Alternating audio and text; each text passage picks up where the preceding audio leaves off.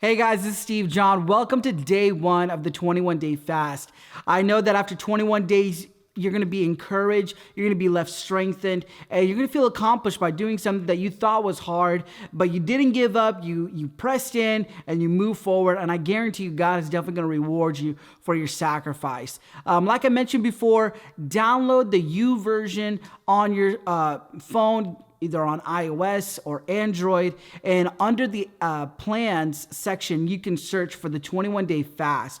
And that's the devotional we're going to be reading for the next 21 days. I want to encourage you to read the Bible portion by yourself, so that way you can really reflect and digest what God is trying to tell you. And for the devotional part, I'm going to read it and probably give you my 2 cents on it. But together, we're going to get through this. I want to be your spiritual coach for the next 21 days, kind of push you and get you through this whole thing. Even when you feel like giving up, don't worry about it. We can get through this together. We can push and persevere and get this accomplished together. Let's read day 1. This passage is a source for the idea of a 21-day fast. As you set apart these 3 weeks to seek God, know that God has already heard your prayer. He's already working on your behalf. What specific clarity of vision are you seeking from God during this time?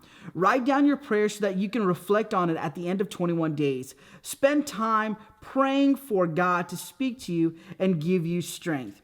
You know, this is so encouraging to know that there's so many people that are right along with you, that are fasting and praying with you for 21 days. And especially as we do it at the beginning of the year, it sets our heart apart and just kind of sets it to the side and say, God, what is it that you have for my life in 2017? What visions or what plans or purpose that you have for me? What doors do you want to open for me? What doors do you want to close and keep me away from?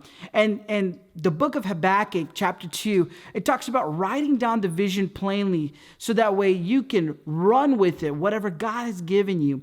And during this 21 days of fasting, I want you to write down, what are your goals for this next upcoming year, whether it be spiritually, whether it be financially, whether it be, with your job, your school, education, whatever it may be.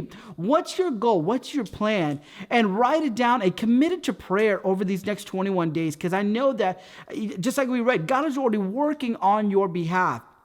And when we sacrifice and when we give 21 days of just pure focus to God, I know that God will be so gracious to give us more clarity of what he wants from us.